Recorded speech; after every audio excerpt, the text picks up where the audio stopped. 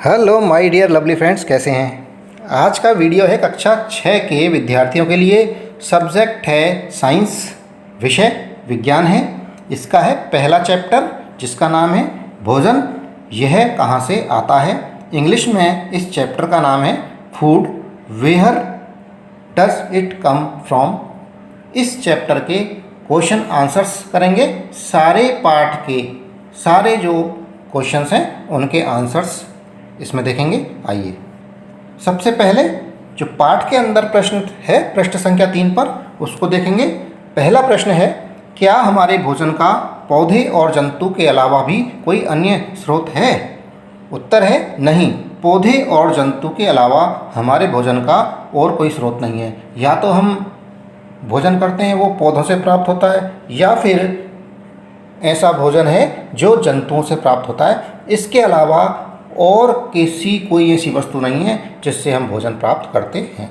तो पहला प्रश्न है, ये पाठ के अंदर ही है, पृष्ठ संख्या 5 पर। पाठ्य पुस्तक की सारणी 1.6 को भरते समय मनुष्य को आप किस वर्ग में रखेंगे। तो ये सारणी है 1.6, आपकी पाठ्य पुस्तक NCERT की बुक के अंदर जो सारणी टेबल नंबर 1.6 है उसके अंदर भरना है मनुष्य को। ये 3 कैटेगरी हैं, शाकाहारी, मांसाहारी और सर्वाहारी। तो मनुष्य जो है वो मांस भी खा लेता है और शाकाहारी फल फ्रूट भी खा लेता है, इसलिए वो सर्वाहारी है।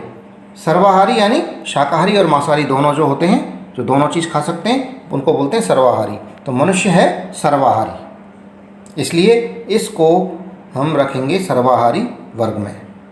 मनुष्य जो कि पादप और जंतु दोनों ही खाता है, इसलिए इसे सर्वाहारी वर्ग में रखेंगे। अब है पाठ के अंत वाले प्रश्नों के उत्तर। तो पहला प्रश्न है, क्या सभी जीवों को एक ही किस्म के भोजन की आवश्यकता होती है। इसका उत्तर है नहीं, सभी जीवों की आवश्यकताएं अलग अलग होती हैं, अतः सभी जीवों को अलग अलग किस्म के भोजन की आवश्यकता होती है।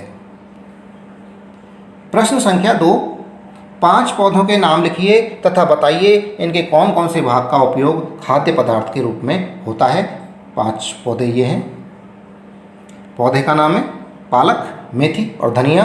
इनकी पत्तियां खाने के काम आती हैं, बीज भी काम आते हैं इनके।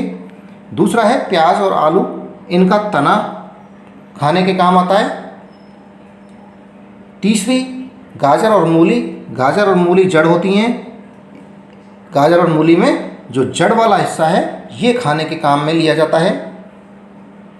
चौथा आम, सेब, केला, अनार, ये पेड़ के अंदर फल आते हैं, तो ये इनका जो फल वाला हिस्सा है वो खाने के काम लिया जाता है।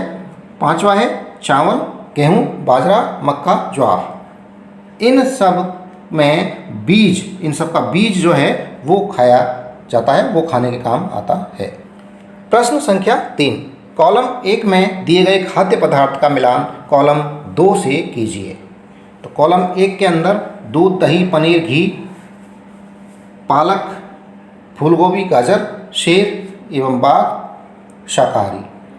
कॉलम 2 में दूसरे जंतुओं को खाते हैं, पादप एवं पादप उत्पाद खाते हैं, सब्जियां हैं, सभी जंतु उत्पाद हैं। इनको मिलान करना है, तो ये मिलान हो जाएगा। देखिए यहाँ